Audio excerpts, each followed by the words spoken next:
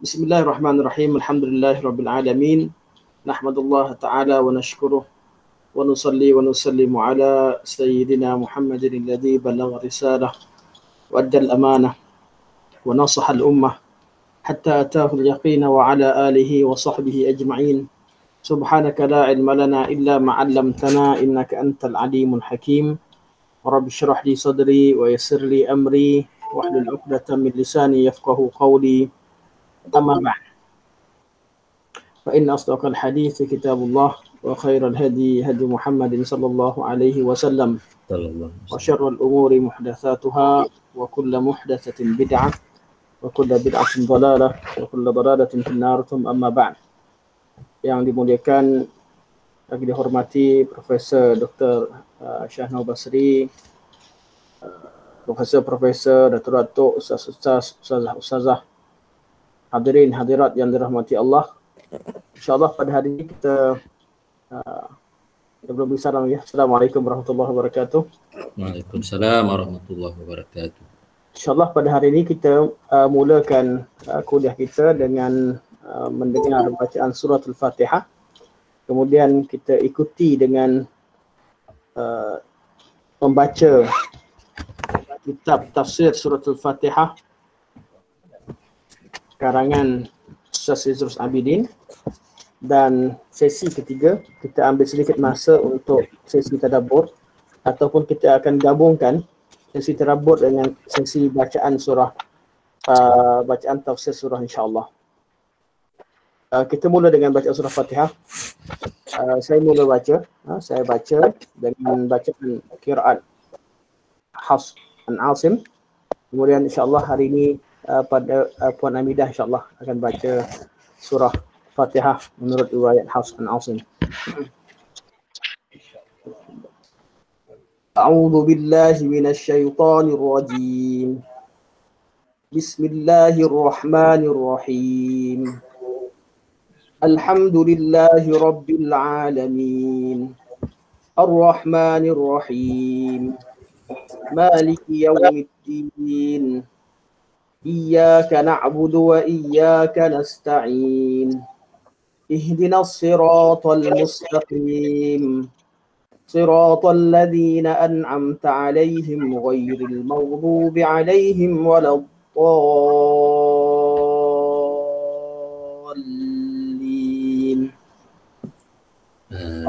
Dalam bacaan saya tadi, saya perasan saya sendiri ada melakukan tak berapa jelas Maliki Yaumiddin. Mungkin wallahu alam, mungkin tengok rakaman semula kadang-kadang terlepas, dan mungkin mustaqim mungkin terbawa tak tu tak jelas dia punya huruf tak di hujung lidah, wallahu alam. Tapi bacaan yang tepat seperti mana saya sebut, kalau yang saya baca ni berbeza dengan kaset mana-mana ke syekh besar-besar baca, ikutlah syekh-syekh, sebab riwayat Hafs ni riwayat yang terkenal, dan bila disebut mutawatir artinya tidak perlu kepada sanad, tak perlu pada apa, orang tahu dah bacaan riwayat macam tu. Ini erti riwayat mutawatir, tak perlu ada sanad, tak perlu ada apa, satu dunia orang tahu. Seluruh umat diriwayatkan secara mutawatir, diketahui cara bacaan begitu walaupun tanpa riwayat. Sebab tu saya selalu sebut, kalau disebutkan kita ada riwayat ini sekalipun, bukan bererti bacaan kita lebih baik daripada orang lain. Kadang-kadang orang yang tidak ada riwayat tapi baca, mereka berikan perhatian kepada makharijul huruf dan sifat huruf, mereka mungkin bacaan mereka lebih baik.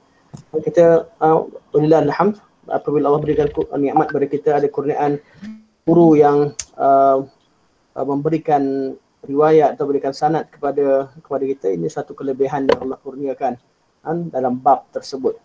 InsyaAllah kita dengar bacaan hari ini, bacaan Puan Amidah. Fadhali. Assalamualaikum Ustaz dan semua. Saya mula ya. Ya, silakan. A'udzubillahi samil alim minasyaitonir rajim. Bismillahirrahmanirrahim.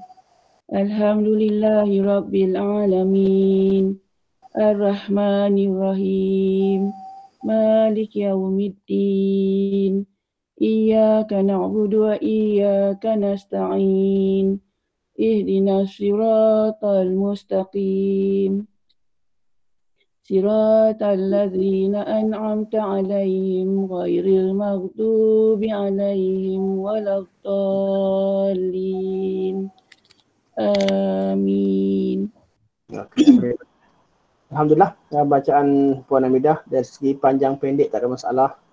Tapi dari segi makharijul huruf, makhraj huruf dan berkaitan dengan ahkam tajwid, berkaitan dengan dengung dan sebagainya, masih perlu diperbetulkan. Dan sebutan huruf artinya kita memberikan tiap-tiap huruf haknya. Sedaya upaya kita perlu memberikan huruf haknya. Jadi dalam bacaan Al-Quranul Karim, first kali yang kita perlu tengok adalah makhraj huruf, sebutan huruf, satu-satu huruf. Sebab tu kalau kita tengok pada kaedah belajar Quran, sama ada kaedah Baghdadiyah, kaedah yang asal Baghdad, kaedah Muqaddam, kita baca alif bata tu, tiap perkataan yang kita baca a, i, u, ba, bi, bu, ta, ti, tu yang nak diingat, yang dimahukan oleh tiap-tiap pengasas kaedah belajar ni adalah cara sebutan makharijul huruf. Apa yang Puan Hamidah sebut, Alhamdulillah betul, cuma lebih perlu lebih jelaskan lagi. Tiap-tiap sifat huruf tu satu-satu kita sebut. Terutamanya ketika kita dalam maqam ta'lim, ketika belajar, kita perlu baca dengan bacaan tahqiq. Satu-satu huruf kita cuba sebutkan dengan lebih jelas.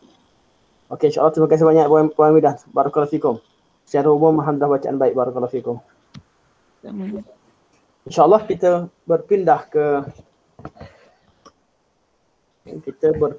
ke sesi kedua kita, iaitu membaca buku tafsir surah Al-Fatihah yang dikarang oleh Ustaz Idrus Abidin. Dan hari ini, kalau tak salah, kita masuk pada pertemuan yang lepas, kita dah baca berkaitan dengan Al-Alamin. Alhamdulillahirabbil alamin. Hari ini kita masuk Ar-Rahmanir Rahim. Ar-Rahmanir Rahim. Muka surat 37. Muka surat 37. Ar-Rahman, Ar-Rahman, Ar-Rahim, Maha Pengasih, Maha Penyayang. Itu terjemahan yang sering kita dengar. Dan itulah salah satu daripada makna Ar-Rahman, Ar-Rahim. Tapi kalau dalam surah Fatihah kita baca Ar-Rahmanir Rahim. Kenapa berbaris bawah? Kerana Ar-Rahmanir Rahim adalah sifat kepada Rabbil Alamin. Oleh kerana Rabbil Alamin berbaris bawah, dan Rabbil Alamin itu sifat kepada Allah, Alhamdulillahi, bila Allah tuhi, maka Rabbil Alamin, Rabbi kita baca baris bawah, kasrah, Ar-Rahmanir Rahimi, Ar-Rahmani dan Ar-Rahimi, dia mengikut kepada sifat pada mausufnya, itu Allah Subhanahu wa taala. Bila Allah itulah Rabbil Alamin, Allah itulah Ar-Rahman, Allah tu Ar-Rahim, Maliki Yaumiddin. Maliki juga baris bawah. Ya, dengan ada berapa perkataan baris bawah, Allah pertama, Rabb, Ar-Rahman, Ar-Rahim, Malik. Artinya ada 5 nama Allah Subhanahu wa taala, semua sekali berbaris bawah. Malah kalau kita bawa riwayat lain, riwayat yang membaca Maliki Yaumiddin dengan bacaan yang pendek Maliki Yaumiddin, kita temukan nama yang ke-6, itu Al-Malik. Allah itu raja. Malik yang memiliki. Malik raja. Jadi dalam surah Fatihah mengandungi 6 Asma'ullahul Husna. Dan semua nama ini kembali kepada makna Allah. Nama-nama yang asal itu Allah Subhanahu wa taala, seperti mana yang kita bincangkan pada pertemuan yang lepas. Setelah Allah Subhanahu wa taala mengajarkan kita dengan kalimah alhamdulillahirabbil alamin, dan Allah menegaskan bahawa Allah itulah yang mentadbir alam, Allah yang mencipta, mentadbir dan memelihara alam. Allah sebutkan 2 nama utamanya. Antara nama-nama Allah Subhanahu wa taala Ar-Rahman dan Ar-Rahim. sifat Ar-Rahmanir Rahim, apa nama Ar-Rahmanir Rahim mengandungi sifat rahmah. Sebab tu kalau kita belajar tentang asma' sifat, tentang nama-nama Allah, tiap-tiap nama Allah mengandungi sifat. Jadi macam mana kita nak tahu sifat Allah? Kita tahu sifat Allah melalui ayat Quranul Karim dan hadis Nabi SAW. Sama ada Allah sebutkan sifatnya dengan jelas secara zahir, ataupun kita memahami makna atau mengetahui sifat Allah melalui nama-nama Allah. Kenapa? Sebab nama Allah mengandungi makna yang bersesuaian dengan sifat Allah Subhanahu Wa Taala. Berbeza dengan nama orang. Nama orang. Ada orang namanya Muhammad yang terpuji, tapi sifatnya mungkin terkeji. Ada orang namanya Jamil. Tak maaf kalau ada nama Jamil, cantik. Kita tengok-tengok tak cantik. Ada orang nama Zaki, bijak. Tapi kat kelas paling corot. Paling corot. Nama manusia tidak menetapkan sifatnya. Nama manusia adalah nama semata-mata nama. Nama yang diberikan. Nama yang diberikan oleh ibu bapanya. Kadang-kadang dia memiliki sifat tersebut secara kebetulan. Kadang-kadang dia tidak memiliki sifat seperti namanya. Sebab itulah pemberian nama yang baik itu salah satu berbentuk doa, semoga orang yang diberi nama itu memiliki sifat tersebut. Jadi ianya adalah doa, ianya adalah bentuk harapan, namun bukanlah suatu sifat yang pasti. Allah Subhanahu Wa Taala tatkala Allah memberikan nama kepada dirinya, Allah sebutkan satu nama tersebut, sifat-sifat yang terkandung dalam nama tersebut merupakan sifat Allah Subhanahu Wa Taala. Dalam Ar-Rahman Ar-Rahim, dalam sifat Ar-Rahman dan sifat Ar-Rahim, Allah menyebutkan lafaz Ar-Rahman Ar-Rahim. Yang mana kalau kita nak faham makna yang terkandung dalam kalimah Ar-Rahman Ar-Rahim, kedua-duanya daripada kalimah rahmah. Rahmat berasal daripada kalimah rahmah. Cuma Allah sebutkan namanya dengan dua kaedah. Pertama dengan sirah Rahman, dengan wazan fa'lan. Fa'lan artinya ada alif dan nun pada hujung kalimah. Jadi rahmah disebut dengan wazan fa'lan, jadi Rahman. Rahim disebut dengan wazan fa'il, jadi Rahim. Apa fungsi alif dan nun pada wazan fa'lan? Saya sebut wazan sebab apa? Sebab bahasa Arab ni dia banyak dari segi ini adalah satu cara struktur penyebutan bahasa. Jadi hanya formula. Jadi kita nak tahu kenapa rahmat Allah yang Allah memberikan namanya dengan alif dan nun kat belakang. Alif dan nun itu menunjukkan suatu perkara yang sangat luas, yang sangat besar, mana yang bersangatan. Mana kalau orang tu dia kata ana za'lan, orang Arab kata ana ghadban, aku marah. Masih marah sangat lah tu, marah sangat.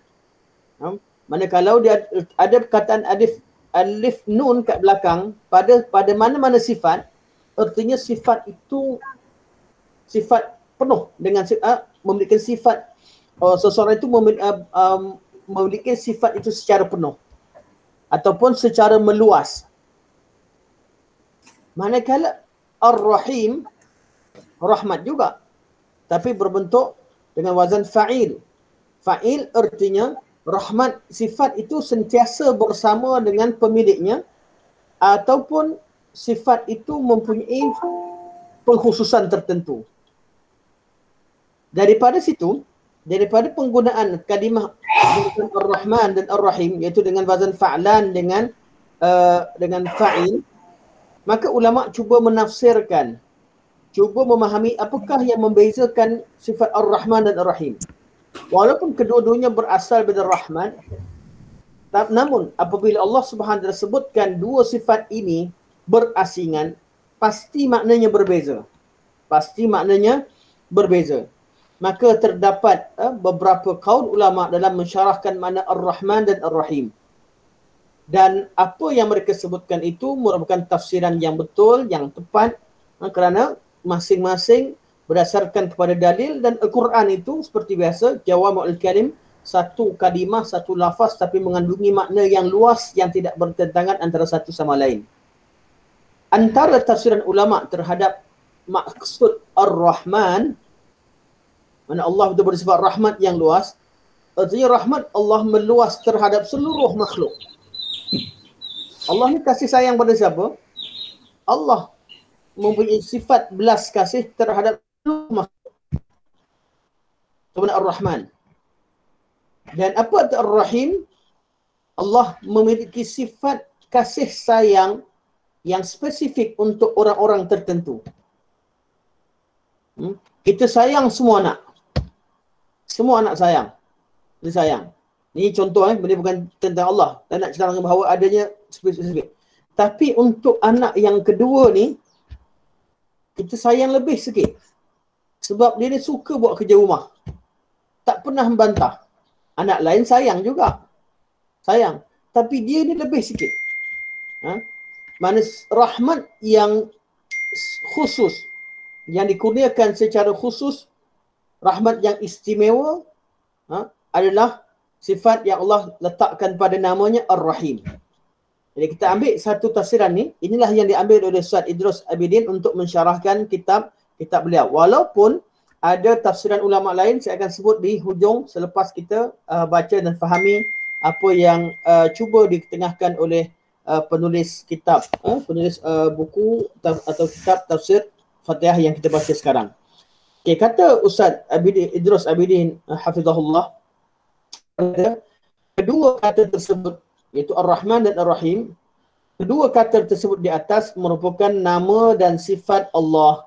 Jadi nama dan sifat Allah. Tiap-tiap nama mengandungi sifat.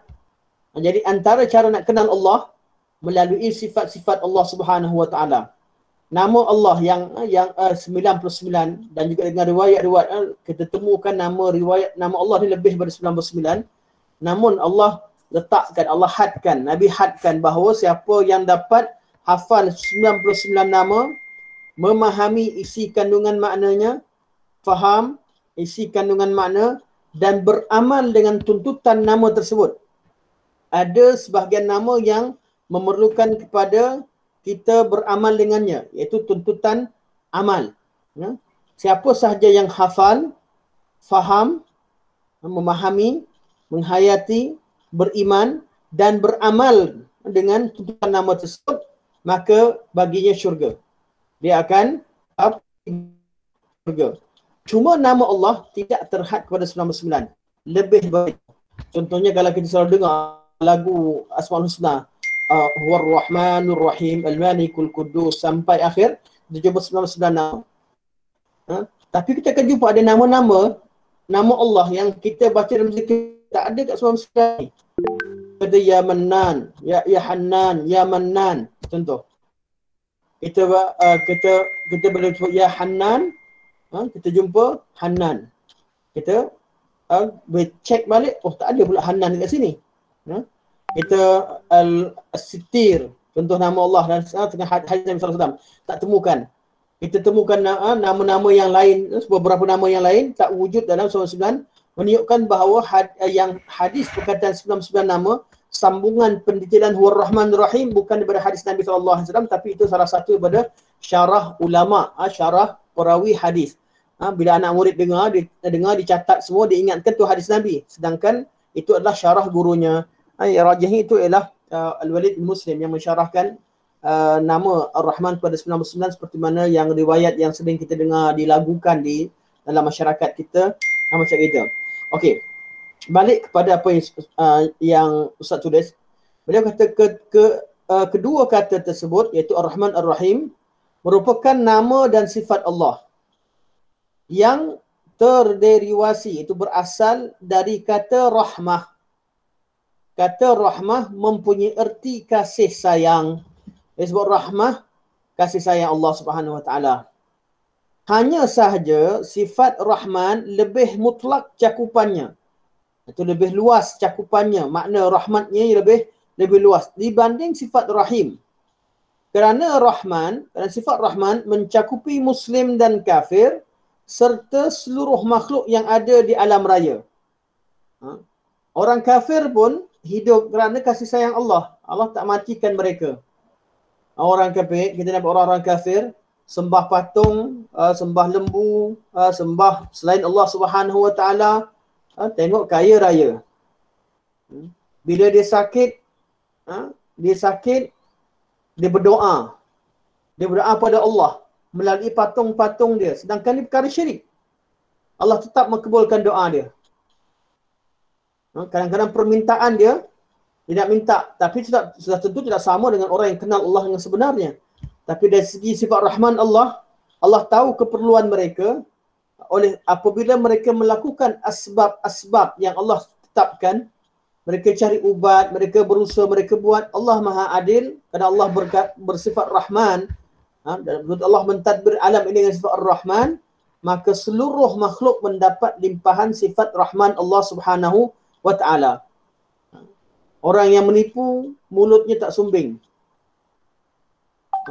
Orang yang melakukan maksiat, masih lagi handsome. Ramai. Malah ramai di kalangan ahli maksiat yang mukanya tak berubah, nampak makin handsome.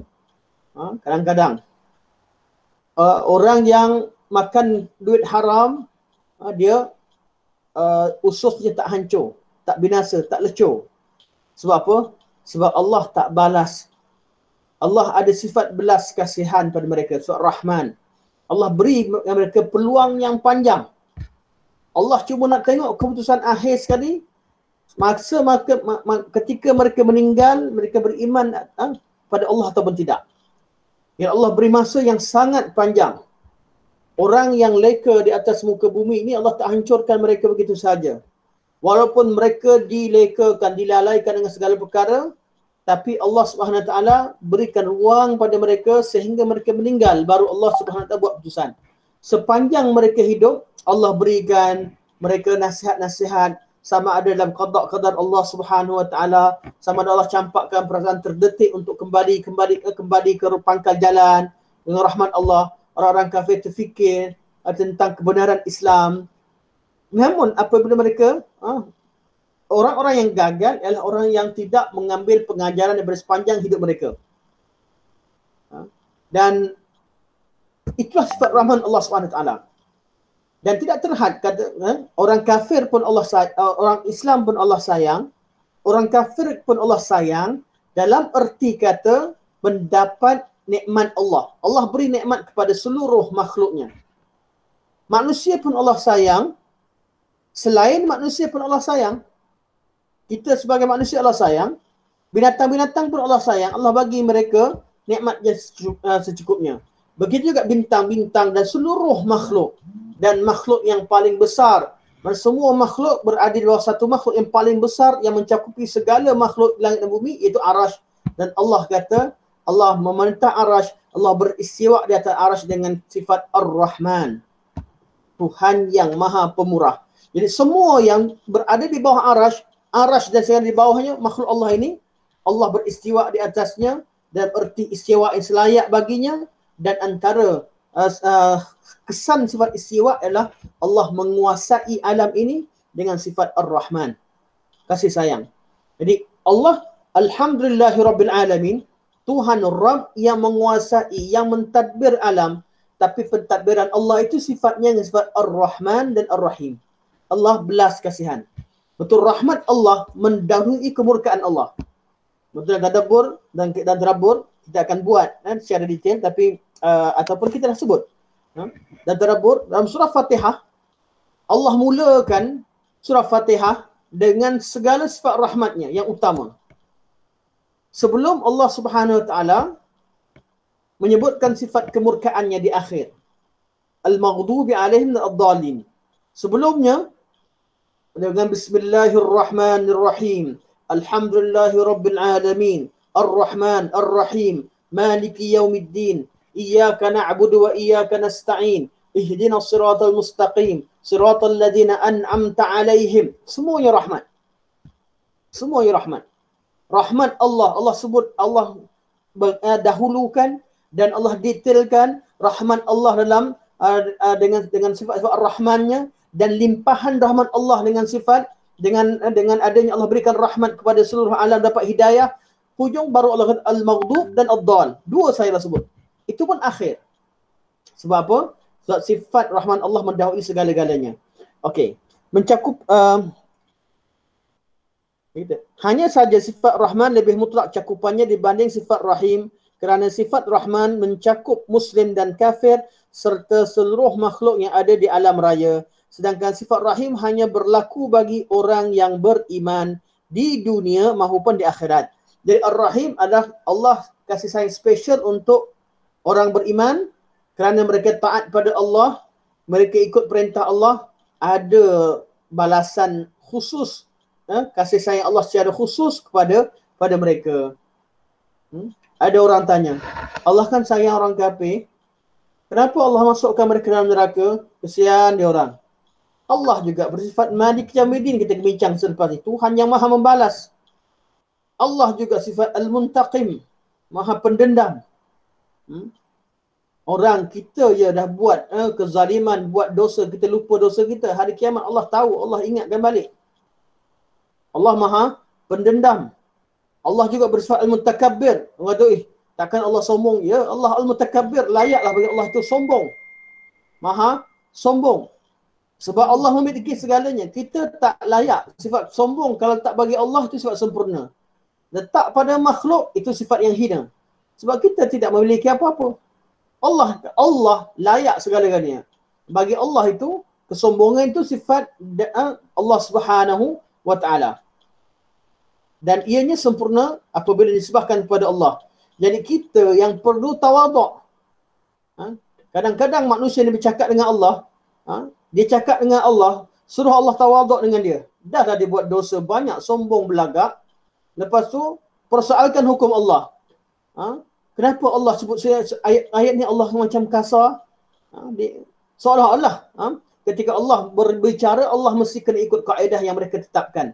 Ini secara pemahaman yang salah. Kita yang perlu tawaduk di depan Allah Subhanahu wa taala. Kita yang perlu tunduk dengan kalamullah.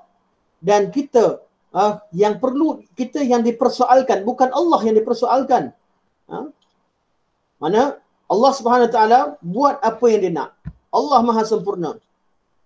Namun dari segi sifat Allah, Allah beritahu. Walaupun Allah maha berkuasa, namun Allah Subhanahu wa taala tidak memerintah alam ini dengan kezaliman. Allah haramkan kezaliman ke atas dirinya. Semua ni kita akan syarahkan, ada lagi di belakang insya-Allah. Dengan kata lain, dalam lingkup kehidupan ini, Allah sentiasa menjaga dan menjamin semua makhluknya. Ini arti sifat Rahman. Semua makhluk yang ada, walaupun ia kafir, kasih sayang Allah tetap tercurahkan kepada mereka pada hal-hal yang terkait dengan fizik. Jadi rahmat Allah pada orang kafir ni, hal-hal berkaitan dengan fizik mereka, berkaitan dengan alam zahir mereka. Dan pemenuhan kebutuhannya, mana keperluannya hingga masa hidup ini berakhir.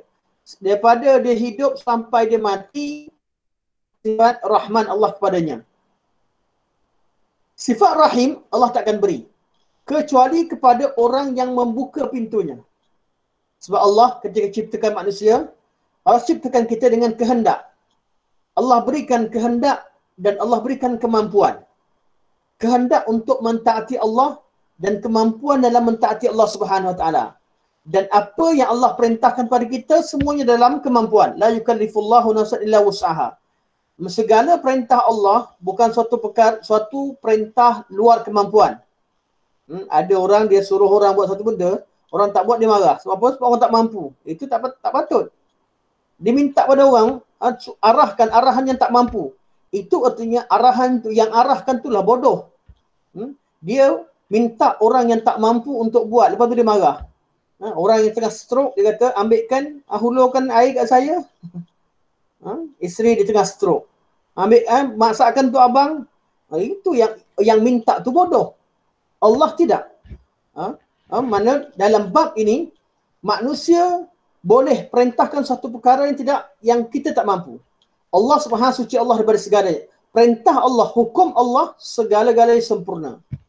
Untuk Allah Subhanahu Wa Taala, segala sifat kesempurnaan milik Allah Subhanahu Wa Taala. Allah tidak akan perintahkan kita, tak akan berikan kita tanggungjawab kecuali perkara yang kita mampu. Jadi Allah ciptakan kita dalam keadaan fitrah yang mempunyai keinginan dan kehendak. Dan keinginan kita cenderung kepada suka kepada kebaikan. Walaupun dari segi nafsu tak suka kepada keburukan, Allah bagi nafsu dan akal. Nafsu sering nak seronok, akal sering inginkan kebaikan dan kemaslahatan. Jadi Allah berikan akal ni mengatasi nafsu, dan Allah Subhanahu Wa Taala berikan wahyu untuk membantu untuk membenarkan wahyu untuk membenarkan suatu perkara yang benar. Atau wahyu sebagai asas, sebagai perintah Allah, dan akal dapat memahami apa yang Allah Subhanahu Wa Taala perintahkan, nampak kebaikan. Jadi manusia ada keinginan. Untuk sifat Rahman Allah akan bagi. Siapa sahaja yang belajar, sama ada anak orang Cina, anak orang India, anak orang Melayu, siapa je yang belajar, masuk periksa SPM keluar, bukan orang Melayu semua SPM 9A, 10A. Tak kira siapa pun. Siapa yang berusaha dia dapat. Untuk hukum alam, hukum fizik ni, Allah beri berdasarkan sifat Rahmannya. Allah perintah alam semua sifat Rahman. Sebab tu, jangan kerana orang Melayu kata, kenapa lah orang kafir ni kaya? Kenapa Cina ni kaya ramai, orang Melayu tak ramai? Orang Cina berusaha lah. Dia tak buka sifat Rahman Allah berkaitan dengan pentadbiran alam Allah. Allah tadbir dengan sifat Ar-Rahman. Allah Maha Adil. Siapa yang berusaha, walaupun yang orang Islam duk baca, duk doa banyak-banyak, tapi dia tak pergi berniaga, tak dapat juga, tak laku juga barang dia. Dia mesti ada, dia berusaha sesuai dengan sunnatullah. Okey. Jadi sifat Allah, dengan kata lain, dalam lingkup kehidupan ini Allah sentiasa menjaga, menjamin semua makhluk yang ada, walaupun ia kafir, kasih sayang Allah tetap tercurah kepada mereka pada hal-hal yang terkait dengan fizik dan pemenuhan keperluan hidupnya sehingga dia mati. Adapun wujud kasih sayang Allah dari sisi psikis, dari segi roh, adalah berupa Rasul yang diutus dan kitab yang suci yang memandu agar mereka beriman kepada Allah. Ini bab rahmat Allah di sisi yang lain. Dari sisi fizik, makan, minum dan rezeki kita Allah jamin. Tapi dari segi panduan Allah, dari segi rohnya, rohani, dari segi alam spiritualnya, dari segi spiritual kita, Allah bantu kita macam mana? Akal ada, tapi akal ni kosong. Dia tak tahu nak ke arah mana. Akal dan juga jiwa kita terisi dengan apa? Dengan adanya utusan Rasul. Allah utuskan Nabi dan Rasul, ajarkan kita, kenalkan kita kepada Allah dan ajar kita cara menyembah Allah Subhanahu Wa Taala. Begitu juga dengan nikmat-nikmat yang lain seperti kesihatan, kekayaan, jabatan, walaupun nikmat-nikmat fizik tersebut dapat mengukuhkan mereka dalam kekafiran. Jadi orang kafir makin orang kafir, orang yang sombong, ada orang bukan kafir saja, kekafiran dan kekufuran. Orang kafir yang kekal dengan kafirnya sebab nampak apa ni orang Islam ni miskin, orang Melayu bunuh ramai terlibat dengan dadah. Disebabkan dia kaya, dia Allah bagikan kesihatan dan sebagainya, akhir sekali dia nampak orang lain tu rendah daripada dia. Dia tak nampak kebaikan-kebaikan yang ada dalam bab tersebut. Sedangkan dia tahu bahawa jiwa dia meronta. Kekayaan yang dia miliki tidak sempurna. Dan semua itu dirasai oleh seluruh manusia. Pasti seluruh manusia pernah merasakan perkara tersebut, cuma dia tidak terbimbing sama ada kerana dia sombong ataupun dia tidak peduli. Dan Allah namakan orang yang tak peduli dengan apa yang panduan yang Allah berikan ataupun dengan hidayah yang Allah berikan, mereka juga adalah orang yang sombong. Okey. Mereka yang mendapat kasih sayang Allah tetapi tidak membalasnya dengan rasa syukur dan ibadah akan membuktikan keingkaran mereka. Okey, ini rahmat. Okey, bab rahmat Allah beri pada semua. Tapi yang mensyukuri nikmat Allah, inilah dia orang mendapat limpahan sifat rahim Allah Subhanahu Wa Taala. Untuk sifat rahman, Allah bagi pada semua. Rahmat Allah dan sifat fizik. Tapi siapa yang bersyukur kepada Allah, siapa yang balas dengan kepatuhan kepada Allah Subhanahu Wa Taala, mereka yang mendapat sifat limpah rahim Allah Subhanahu Wa Taala. Untuk orang yang duduk di alam ini dan menerima nikmat Allah, difikirkan nikmat Allah, dia bersyukur pada Allah, pasti dia akan tergerak untuk untuk mengetahui dan untuk mengenal siapakah Tuhan yang memberikan segala ini kepadanya. Hal ini menunjukkan bahawa mereka tidak berhasil mewujudkan dua tujuan utama kehidupan tersebut sebelumnya. Mereka exist, iaitu hidup. Mereka exist dalam hidup duniawi, tetapi tidak dalam koridor ibadah dan khalifah Allah. Okey, dua tujuan utama. Di sini sebut dua, sebenarnya satu ialah ibadah pada Allah. Fungsi dua tadi kembali ke satu, tapi oleh kerana Allah sebut inni ja'ilun fil ardi khalifah, aku jadikan di atas muka bumi seorang khalifah, dia Ustaz sebut dua, ibadah dan khalifah. Ibadah dalam bab 7 ke hari akhirat, tujuan utamanya untuk sementara kat dunia ni sebagai khalifah. Cuma istilah, boleh betulkan situ, buat nota sikit, disebut khalifah Allah. Kita manusia sebagai khalifah Allah di atas muka bumi ini. Istilah ni betul ataupun tidak? Kita bincangkan sebentar. Penggunaan istilah khalifah Allah. Manusia sebagai khalifah Allah di atas muka bumi ini.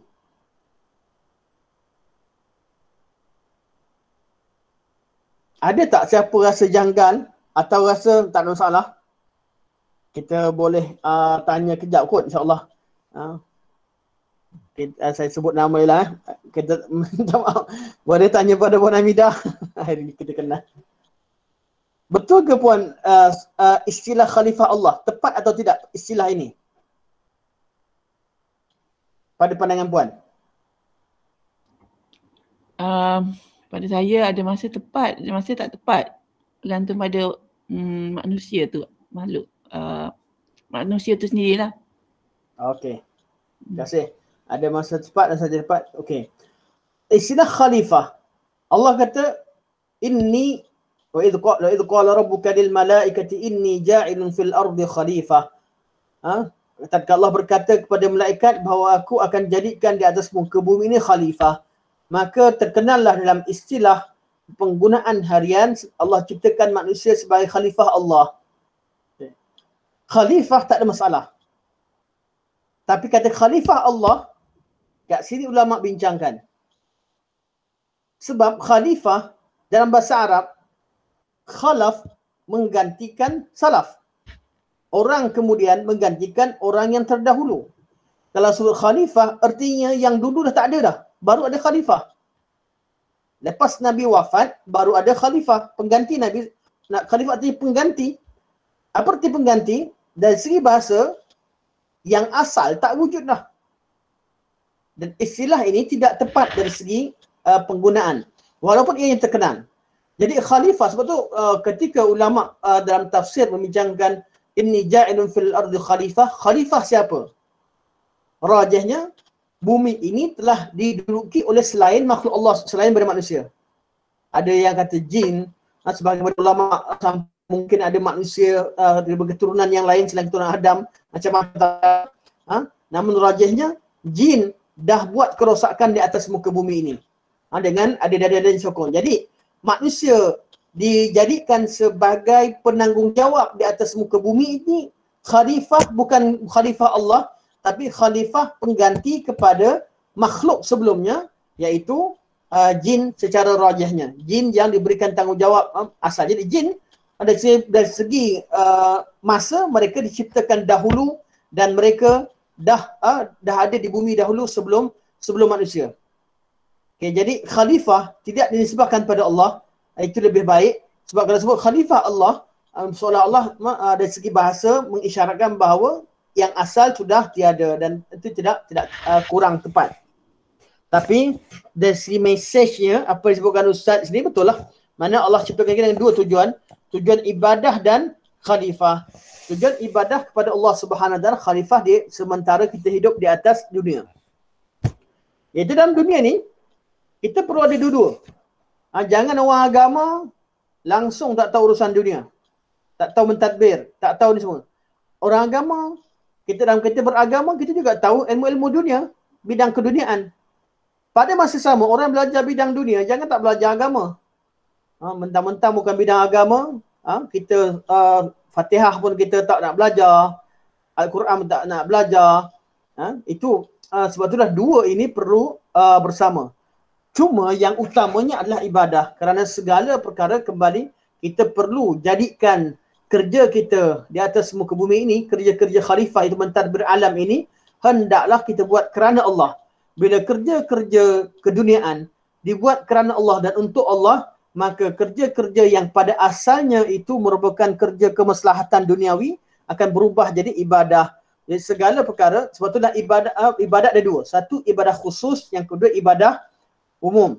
Ibadah khusus adalah ibadah yang dilakukan semata-mata ibadah yang Allah syariatkan, yang berbentuk pensyariatan.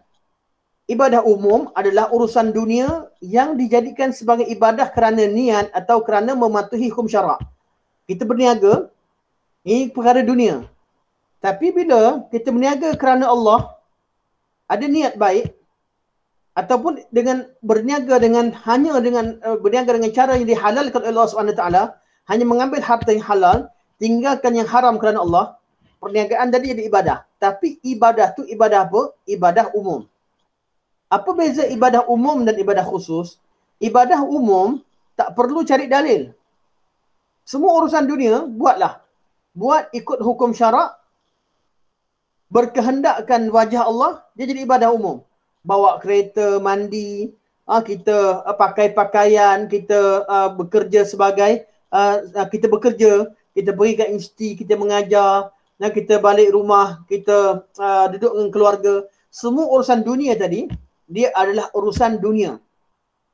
Dia hanya jadi ibadah apabila ada niat. Niat tadi berubah jadi ibadah. Tapi ibadah tu bukan ibadah khusus. Ibadah umum. Ibadah khusus adalah apa Ustaz, yang nak ganggu sikit. Silakan Prof. Sebab tadi Puan tu kata istilah khalifah tu ada kalanya benar, ada kalanya tak tepat, kan? Dan Al-Quran dah katakan wa isqala rabbuka lil malaikati inni ja'ilun fil ardi khalifah. Allah sendiri yang kata dia nak jadikan khalifah, kan? Ya. Bila Allah berdialog kan dengan malaikat tu. Ya saya.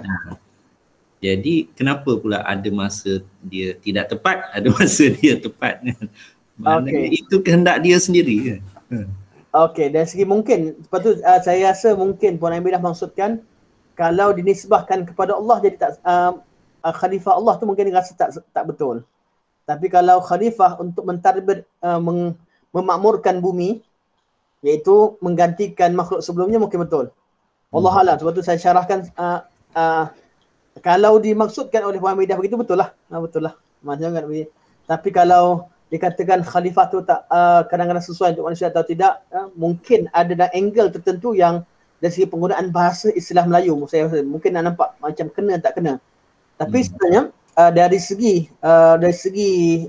syarak, penggunaan kata khalifah ini lebih tepat dinisbahkan kepada pengganti makhluk sebelumnya, bukan pengganti Allah di atas muka bumi. Wallahu a'lam.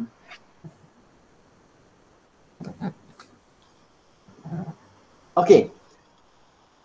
Seterusnya, saya tak ingat kita sampai mana Prof tadi. Jadi kita baca teruslah. Okey, insyaAllah. Okey, jadi kita kerja kita ibadah umum dan ibadah khusus. Jadi hidup kita perlu jadikan segala perkara adalah ibadah. Jadi macam mana fokus kita atas muka bumi ni? Jadikan semua benda ibadah. Pertama, ibadah benda yang umum kita jadikan sebagai ibadah. Artinya kita kena kenal hukum halal haram Allah. Kat mana Allah redha. Berniaga kita, kehidupan aktiviti harian kita. Dan yang kedua, dalam bab hukum syarak, dalam bab ibadah khusus, kita perlu pastikan ibadah tadi terpelihara sebagaimana yang Allah syariatkan. Kalau dua ni kita tidak jaga, mungkin kita tersasar. Dalam buat amal ibadah khusus, ada ibadah khusus yang dikurangkan. Salat tak cukup 5 waktu, tak cukup rakaat, tak tutup aurat dengan betul, tak buat mana benda-benda yang Allah syariat Allah secara khusus, perintah Allah, terutama dalam urusan ibadah, iaitu urusan kita melakukan ibadah khusus, solat kita, zikir kita kepada Allah Subhanahu wa taala, bacaan-bacaan Quran dan sebagainya. Ini Allah tetapkan. Maksudnya ada orang yang tidak menjaganya dengan tidak memeliharanya, iaitu banyak benda, ada benda yang tak dibuat. Artinya kurang. Ada pula orang melebih-lebih. Satu lagi. Dalam bab urusan Allah, Allah tetapkan satu perkara, ibadah khusus kepadanya. Dia melebih-lebih. Tambah-tambah. Merasa syariat Allah tidak sempurna. Ini juga satu bentuk tidak menjaga sifat khususiah, pengkhususan Allah dalam bab mentasyri'kan, mesyariatkan. Hak untuk memerintahkan seseorang beribadah itu hanya hak Allah. Sebab tu bila kita sembah Allah, ialah sembah Allah dengan apa yang Allah kehendaki. Sebab tu kaum musyrikin juga sembah Allah, tapi dengan cara mereka kehendaki. Mereka sembah Allah tapi melalui perantaraan berhala Al-Lad, Uzza, Al-Manah. Kenapa? Sebab mereka kata ini semua makhluk-makhluk baik, so jadi perantaraan. Sampai ke tahap begitu. Sebab tu dalam bab ibadah, dua perkara yang kita pastikan. Pertama, pastikan ibadah itu disyariatkan oleh Allah. Memang Allah perintahkan, memang Allah ajarkan, itu ibadah khusus. Memang Allah ajarkan, memang Nabi ajarkan, ini pertama. Dan yang kedua, bila kita buat, kita hanya kembalikan pada Allah. Hanya sembah Allah.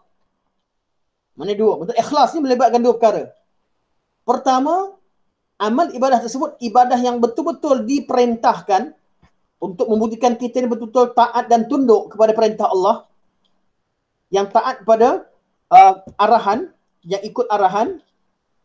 Dan kedua, kita buat semata-mata inginkan perhatian Allah.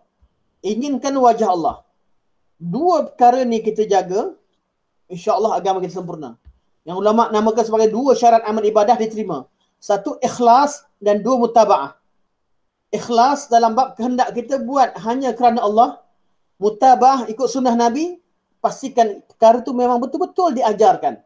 Jadi amal ibadah dalam ibadah khusus akan terpelihara bila satu amalan tadi dipastikan betul-betul Nabi ajarkan. Dan yang kedua, bila kita buat semata-mata mengharapkan wajah Allah Subhanahu wa taala. Ini dua perkara yang sangat penting. Kalau kita kurangkan, dia jadi tidak sempurna, akan jadi maksiat. Bila tambah, itu isunya bid'ah timbul. Bila penambahan terhadap urusan ibadah khusus, iaitu perkara yang menjadi pengkhususan Allah. Allah dah syariatkan agama Allah. Jadi bila ada orang tambah, sebab tu dah wuduk, buat wuduk contoh. Kita wuduk, kita tak ingat wuduk kita 2 ke 3. Kita dah wuduk basuh muka. Ni kali kedua, kali ketiga.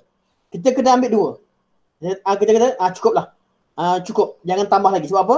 3 pun Nabi pernah buat, 2 pun Nabi pernah buat. Sebab apa? Sebab ibadat tadi tak boleh lebih.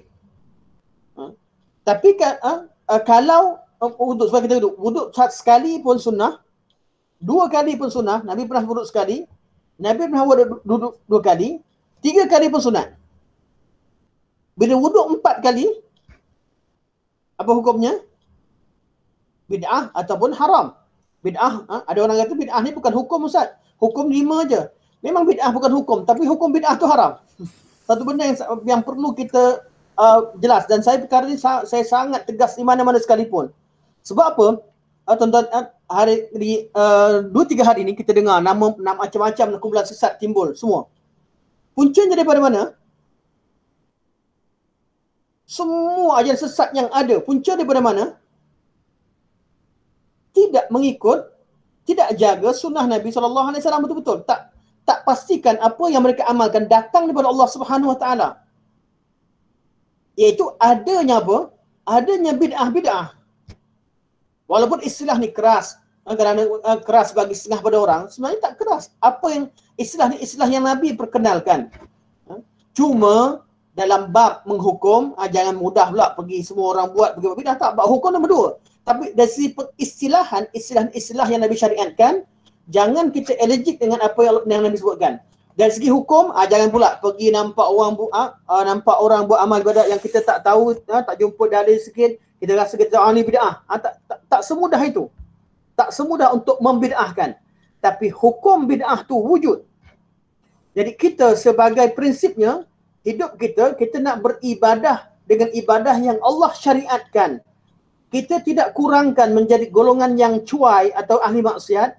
Kita juga tidak lebihkan jadi golongan yang ahli bid'ah yang menambah-nambah. Sebab tu bid'ah yang dimaksudkan bid'ah adalah biasanya difokuskan kepada orang yang menambah-nambah sesuatu yang Nabi tidak syariatkan. Cuma kadang-kadang setengah bab ibadah ni ada bab bid'ah ni ada bab khilaf. Cuma ada orang sebahagian pada orang yang keras. Suatu masalah khilaf dikategorikan sebagai bid'ah. Itu satu perkara yang tidak patut. Perkara bid'ah, ada yang bid'ah yang jelas. Ada perkara khilaf yang perlu kepada bila ada dalil dan hanya perbezaan pandangan. Masing-masing ada dalil dan dalilnya adalah dalil yang sahih ataupun bab mentasihkan dan mentadifkan itu ada ruang untuk ijtihad. Bagi ahli ilmu tahu, ini ada ruang untuk berselisih. Tapi ada benda yang memang jelas, memang perkara yang dia ada-adakan, bila perkara itu jelas, perlu ditolak dengan tegas. Bila tak jelas, berkaitan dengan perbezaan pandangan sebagainya, ia perlu diraikan. Dan ini sangat penting. Ramai orang dalam bab beribadah pada Allah, mereka kata, buat apa susah-susah nak halang orang buat benda baik, Ustaz? Dalam konsep syariat, dua perkara yang Allah selalu sebut. Surah Fatihah sekalipun. Tatkala Allah sebut, ihdinas siratal mustaqim, tunjukkan kami jalan yang lurus, siratal ladzina an'amta alaihim, jalan orang-orang yang kamu beri nikmat di kalangan nabiyyin, siddiqin, syuhada, salihin semua sekali. Allah sebut ghairil maghdub waladdall, bukan jalan orang yang kamu murka dan sesat. Perlu jelas. Kita perlu jelas.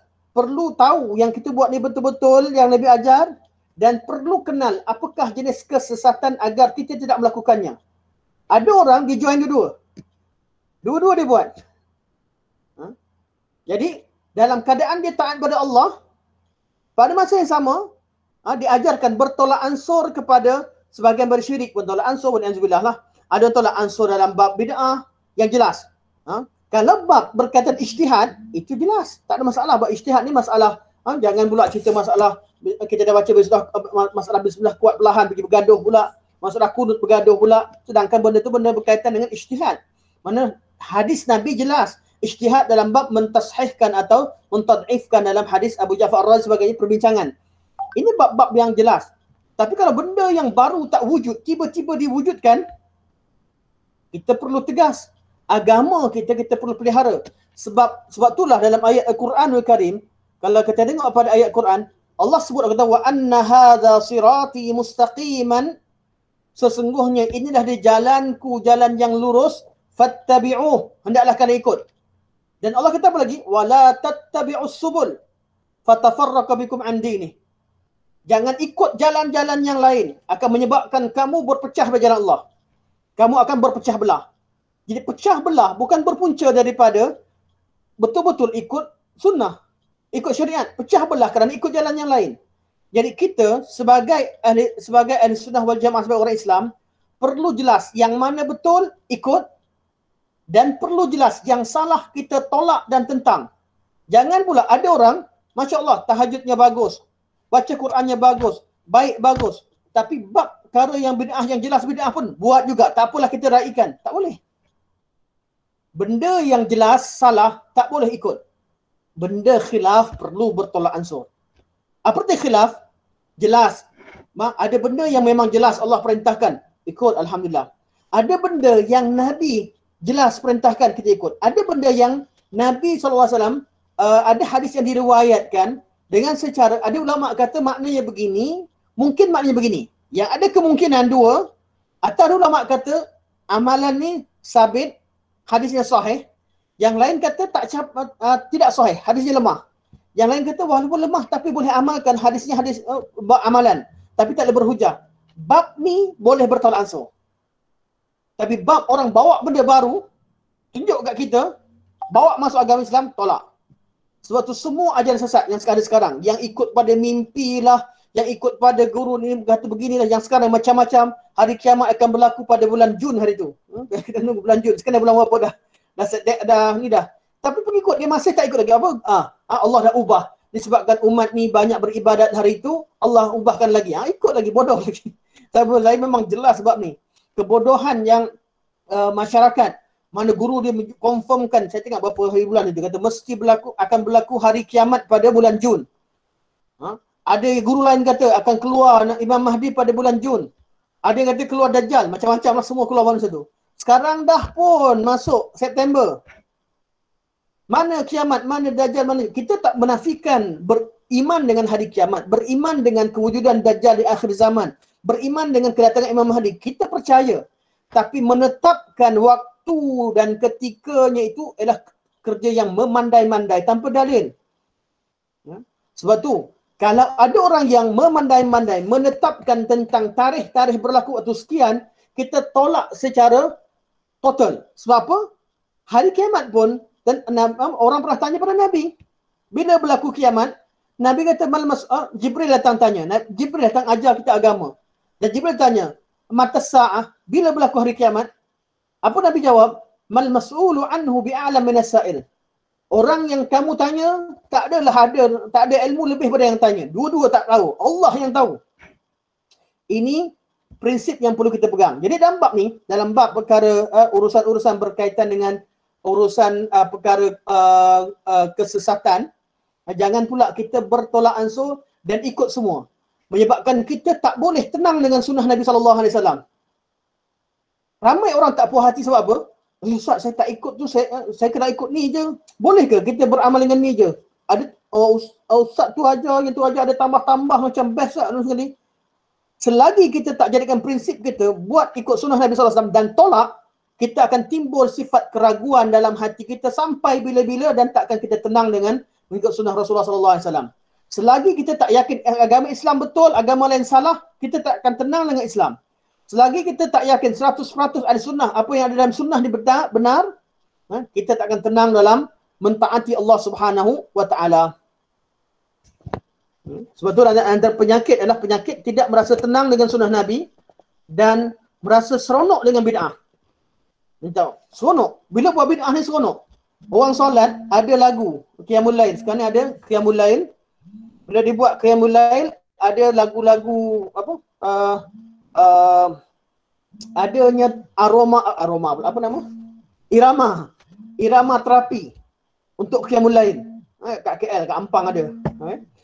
Saya pun nampak terkejut. Ada orang ada bagi saya tunjuk kat saya dengar ni. Dengar satu kumpulan ni dia ada irama ataupun irama saya pun lupa dah. Tapi mana lagu ketika untuk dipasang pada Qiyamul Lail.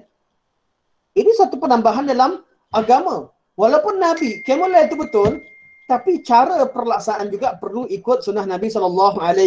9:35. Okey. Saya sambung sikit tentang sifat Allah yang Maha Ar-Rahman dengan cakupannya makna yang begitu luas, dapat kita temukan makna-makna serupa dalam Al-Quran. Okey, sekarang saya mula bawakan ayat-ayat Quran yang menerangkan makna Ar-Rahman. Okay. Jadi kat mana Allah gunakan kata-kata Ar-Rahman. Jadi nak tahu makna ni betul atau tidak, Rahman artinya rahmat yang luas pada seluruh makhluk, betul atau tidak? Penetapan itu bukan dari segi bahasa, tapi dari segi hukum, dari segi dalil-dalil. Ditemukan dalam Al-Quranul Karim, tiap-tiap kali Allah sebut nama Ar-Rahman, Allah akan sebutkan seluruh makhluk. Tapi tiap-tiap kali Allah sebut Ar-Rahim, Allah hanya sebut untuk orang yang mukminin. Sebab tu kita tengok Ar-Rahmanu ala arsyistawa. Ar-Rahman beristiwa di atas arash. Arash ni merangkumi seluruh makhluk. Mana Ar-Rahim makhluk yang paling besar, bawahnya seluruh makhluk. Sama ada Ar-Rahman Allah istiwa dengan selayak baginya, atau dimaknakan ada kesannya, iaitu bila Allah istiwa, Allah berkuasa di atas makhluk. Semuanya makna Allah bersifat dengan sifat Ar-Rahman, rahmat yang luas. Kalau tengok pada ayat Ar-Rahim, ayat-ayat berkaitan Ar-Rahim, Allah kata wa kana bil mu'minina rahima. Ketika Allah sebut tentang Rahim, Allah kata Allah Rahim kepada kaum mukminin. Allah sebut dalam banyak ayat-ayat bila Allah sebut Allah thumma taba alaihim innahu bihim raufur rahim. Bila Allah terima taubat mereka, Allah tu raufur rahim. Tatkala sebut tentang sifat-sifat orang yang beriman ni, Allah letakkan sifat Ar-Rahim. Menunjukkan bahawa tafsiran bahawa Ar-Rahman rahmat yang luas kepada seluruh makhluk termasuk orang kafir, itu tafsiran yang betul. Dan Ar-Rahim itu hanya khusus untuk beriman itu betul. Sebab apa? Sebab disokong oleh ayat-ayat Quran. Dan ada pandangan-pandangan yang lain. Okey. Kita sampai sini kot. InsyaAllah, Prof. InsyaAllah. Sampai sini. Untuk pertemuan minggu depan, kita sambung tentang ayat-ayat Quran yang memberikan makna atau penggunaan Ar-Rahman dalam Al-Quranul Karim dan penggunaan Ar-Rahim dalam Al-Quranul Karim. Maknanya kita tahu secara umum, kita cuma dari sisi penggunaannya. Okey.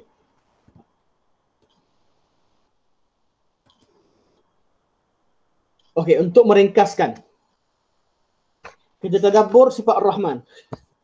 Okay, untuk apa kaitan dengan tadabbur, saya ambil hari ini oleh kerana untuk ringkaskan, summa sawal al-syarik, Arash akan syarahkan. Tapi untuk minggu depan kita kita akan baca juga ayat ni. Tapi untuk ringkas supaya minggu depan kita tak syarah panjang, kita tengok pada muka surat 40. Muka surat 40 tentang sifat Ar-Rahman dalam surah Ar-Rahman. Jadi ada orang kata, Ustaz, macam mana nak tahu makna Ar-Rahman? Buka surah Ar-Rahman, baca keseluruhannya. Kalau kita orang nak fahamkan makna Ar-Rahman, surah Ar-Rahman apa makna dia macam mana? Buka sifat surah Ar-Rahman, baca kandungan surah Ar-Rahman, semua sekali mensyarahkan makna Ar-Rahman. Okey. Sebab tu sebab Allah sebut Ar-Rahman. Allah, Ar-Rahman nama Allah Subhanahu Wa Taala. Jadi apakah sifat Rahman Allah? Allah sebutkan segala nikmat-nikmat yang Allah kurniakan kepada manusia dengan Allah ulang-ulang balik ayat fabi ayyi ala'i rabbikuma tukadziban. Maka dengan nikmat Allah yang mana satu, yang kedua, yang kalian berdua dustakan. Kalian berdua berarti jin dan manusia. Wahai jin dan manusia yang Allah syariatkan di atas muka bumi ini, yang Allah berikan taklif sebagai makhluk yang bertanggungjawab dan akan dibalas dengan syurga ataupun neraka. Dengan nikmat apa yang kamu dustakan daripada nikmat Allah Subhanahu Wa Taala? Surah Ar-Rahman cerita semua nikmat Allah. Namun sebelum sampai pada ayat fabi ayyi ala'i rabbikuma tukadziban, Allah sebutkan beberapa nikmat umum yang Allah berikan kepada seluruh makhluk sebagai bentuk hujah kepada mereka. Pertama Allah sebut Ar-Rahman. Allah tu Ar-Rahman. Allah kata Allamal Quran. Ini nikmat paling besar. Allah ajarkan kalian Al-Quran. Allah mengajarkan Al-Quran. Quran Allah turunkan. Tafsiran Quran detail, ada kata Quran ni adalah ajar kita baca atau sebagainya, itu saya tak nak detailkan. Yang penting Allah ajarkan kita Quran. Mudah faham. Rahmat Allah, Allah suruh kita ibadat, Allah suruh kita sembah Allah, Allah suruh kita taat pada Allah. Allah tak biarkan kita tercari-cari apakah perintah Allah. Tak. Allah bagi panduan, itu panduan Al-Quran. Pertama, mudah. Ada orang kata, tolong pasangkan meja tu. Datang meja satu kotak daripada China. Order kat Lazada daripada China sampai, pasang. Tak ada panduan apa-apa, suruh pasang. Kita tak tahu skru ni letak kat mana. Allah ketika Allah perintahkan kita atas muka bumi sebagai untuk sembah Allah, Allah bagi panduan macam mana untuk beribadah kepada Allah Subhanahu Wa Taala. Nikmat yang paling besar. Allamal Quran. Yang kedua, khalaqal insan. Allah ciptakan manusia. Ini rahmat yang paling besar. Allah ciptakan kita sebagai manusia. Dan al-insan dekat sini, sebagai ulama masukkan ialah seluruh makhluk yang bermukallaf termasuk jin. Okey, kita tak pada insan. Allah ciptakan sebagai manusia. Ini satu rahmat yang besar. Ditafsirkan ayat yang lain. Dalam bab Allah kata walaqad karramna bani Adam wa hamalnahum fil barri wal bahr wa razaqnahum minat thayyibat wa faddalnahum ala kathirin mimman khalaqa tafdila. Sesungguhnya kami telah muliakan anak Adam, itu insan. Walaqad karramna bani Adam wa hamalnahum fil barri wal bahr. dan kami jadikan bagi mereka kenderaan-kenderaan di daratan dan di lautan. Kita ni manusia, Allah ciptakan makhluk, cukup jadi manusia itu makhluk yang mulia. Allah ciptakan kita ada kenderaan. Walaupun kita tidak mempunyai kekuatan seperti binatang, ada binatang lebih kuat, tapi binatang yang kuat itu berkhidmat pada kita. Walaqad karramna bani Adam wa hamalnahum fil barri wal bahr wa razaqnahum minat thayyibat. Dan kami berikan mereka rezeki-rezeki yang baik. Semua makanan kita, nak makan nasi, kita makan daripada padi yang paling baik. Padi itu kita basuh, kita bersihkan. Lepas dah bersih zahirnya, kita masak. Supaya bukan kita makan nasi yang mentah. Dah masak, kita makan dengan, kita basuh tangan. Kalau ada orang makan sedu, basuh sedu. Pinggan dibersihkan. Kebersihan dijaga, dipelihara. Tak sama semua makhluk yang lain. Yang makan dicampakkan di tepi jalan, dibuangkan di tepi longkang. Ada makhluk yang makan. Tikus datang ikut lubang tandas. Kita pukul. Makhluk yang mereka mencari makan dalam keadaan penuh susah, payah dan bukan dengan cara yang mulia. Allah muliakan kita. Dengan cukup Allah jadikan kita sebagai makhluk yang dinamakan sebagai manusia, cukuplah untuk kita jadi makhluk yang bersyukur kepada Allah Subhanahu wa taala. Khalaqal insan. Allah ciptakan manusia. Allah ciptakan manusia, ciptakan insan. Allamahul bayan. Lebih daripada itu Allah ajarkan manusia al-bayan. Boleh bercakap, boleh utarakan pandangan, pendapat, boleh menyampaikan kehendak, boleh memerintah, boleh al-bayan. Allah ajarkan mereka cara bercakap, cara bertutur dengan bahasa-bahasa yang ada, dengan segala. Kalau tak mampu, orang manusia yang tak mampu bercakap sekalipun, ada bahasa isyarat. Yang mana dengan bahasa-bahasa tadi, mereka mampu al-bayan, menerangkan dan menyampaikan isi hati mereka. Dan nikmat yang keempat, Allah kata asy-syamsu wal qamaru bihusban wan najmu wasyajaru yasjudan. Allah cerita tentang matahari, bulan. Matahari dan bulan yang Allah Subhanahu wa taala tundukkan matahari dan bulan kepada Allah Subhanahu wa taala. Juga Allah mensyariatkan bahawa matahari dan bulan ini Allah ciptakan untuk kegunaan makhluk. Wan najmu wasyajaru yasjudan. Begitu juga najmu. Najmu ni bukan bintang kat sini. Najmu artinya walaupun boleh diartikan bintang ikut setengah daripada tafsiran, tapi di sini lebih kepada pokok-pokok yang tidak mempunyai batang. Wasyajar, dan pokok-pokok yang berbatang. Yasjudan. Kedua-duanya sujud kepada Allah Subhanahu wa taala. Allah Subhanahu wa taala jadikan pokok-pokok tadi sujud dan tunduk kepada Allah, dan Allah Subhanahu wa taala jadikan makhluk-makhluk itu berkhidmat kepada manusia. Okey. Jadi matahari, bulan Allah tetapkan untuk kegunaan manusia. Pokok-pokok dan segala tumbuhan semua sekali sujud pada Allah, taat pada Allah, dan Allah jadikan mereka sebagai makhluk yang tunduk dan memberikan khidmat pada manusia. Was-samaa'a wa rafa'aha wa wada'al mizan. Allah angkat langit ini dengan tinggi. Allah ciptakan langit dengan keadaan tinggi dan Allah letakkan keseimbangan. Di langit ni boleh kekal kita duduk kat langit bumi ni dengan gerakkan planet ni secara seimbang. Wa wada'al mizan artinya Allah letakkan keseimbangan. Jadi dan Allah jadikan bahawa kita perlu jaga keseimbangan tadi. Semua ni akan Allah detailkan. Tentu baca sampailah pada ayat Allah kata apa? Fabi ayyi ala'i rabbikuma tukadziban. Okay. Jadi makna sifat Ar-Rahman, makna Ar-Rahman boleh kita tengok dari segi makna-makna yang terkandung surah Ar-Rahman secara keseluruhannya, menerangkan tentang nikmat-nikmat Allah yang Allah kurniakan kepada insan secara keseluruhannya.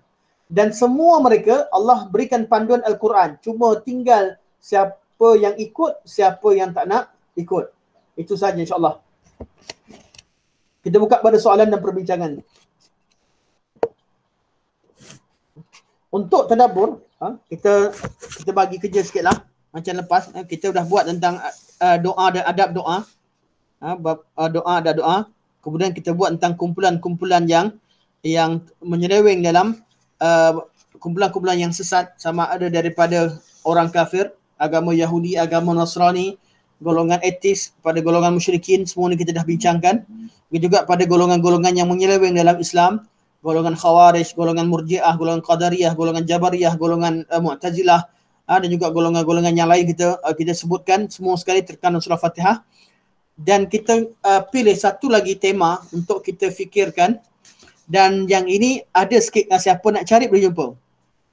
Tugas kita, kenapa Allah Subhanahu Wa Taala, ini untuk minggu depan kita bincangkan, kita buatkan sesi tadabbur dalam ayat, walaupun kita belum sampai iyyaka nasta'in, dalam iyyaka na'bud wa iyyaka nasta'in, kenapa Allah Subhanahu dahulukan ibadah ke atas isti'anah. Ini sesi tadabbur yang menarik. Walaupun Ustaz akan sebut, tapi yang Ustaz sebut ringkas. Ini jadi kita buat sesi yang mendahului apa yang Ustaz sebut. Kenapa Allah Subhanahu Wa Taala sebutkan iyyaka na'budu wa iyyaka nasta'in, hanya pada kau kami sembah, hanya pada kau kami meminta pertolongan. Mana sembah Allah mendahului meminta pertolongan daripada Allah Subhanahu Wa Taala. Mana al-ibadah mendahului al-isti'anah. Ini yang akan kita bincangkan secara detail pada pertemuan depan dalam sesi tadabbur insya-Allah. Mana sesi tafsir kita baca ikut apa yang Ustaz tulis. Sesi tadabbur kita akan bincangkan dengan lebih luas, termasuk apa yang tak disebutkan dalam buku ni insya-Allah. Okey. Kita buka pada perbincangan, soalan kalau ada. Saya tengok komen dia.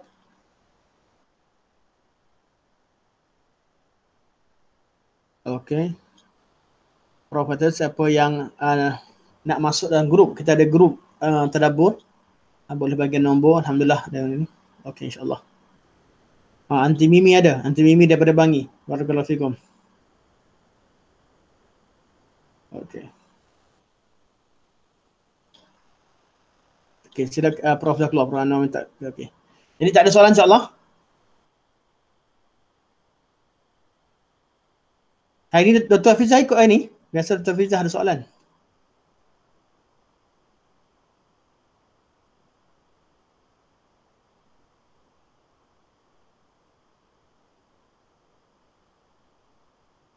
Datuk ni keluar tadi.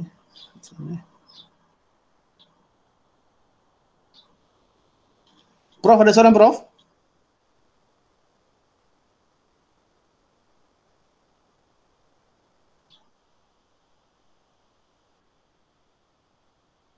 Okey. Sebelum pergi lebih jauh. Sekarang ni suara saya dengar tak? Saya kadang-kadang takut suara tak dengar.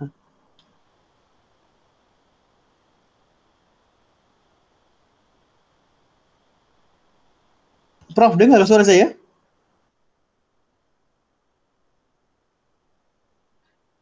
Prof tak ada ke? Ya? Prof tak ada ke? Prof tak ada ke? Oh, Prof ada ke? Tadi dia duduk. Ya. Okey, jadi yang penting suara dengar insya-Allah. Oh, dengar. Okey, insya-Allah. Jadi tak ada soalan ni hari ni? Tak ada. Okey, alhamdulillah. Biasa kita hari ni tak ada soalan, alhamdulillah walillahi alhamd. Okey, insya-Allah untuk kelas akan datang insya-Allah kita sambung lagi bacaan kita dan kelas tadabbur. Insya-Allah kita akan bincangkan apa yang kita sebut tadi, iaitu ayat iyyaka na'budu wa iyyaka nasta'in. Kenapa ibadah Allah sebut dulu sebelum isti'anah? Itu sembah Allah sebelum minta tolong dengan Allah. Okey, insya-Allah sampai sini saja. InsyaAllah. Okey, insya-Allah kita tutup majlis kita insya-Allah. Okay. Subhanakallahumma wa bihamdika asyhadu an la ilaha illa anta astaghfiruka wa atubu ilaik. Wa sallallahu ala sayidina Muhammad wa ala alihi wa sahbihi wa baraka wa sallam. Walhamdulillahirabbil alamin. Wassalamualaikum warahmatullahi wabarakatuh.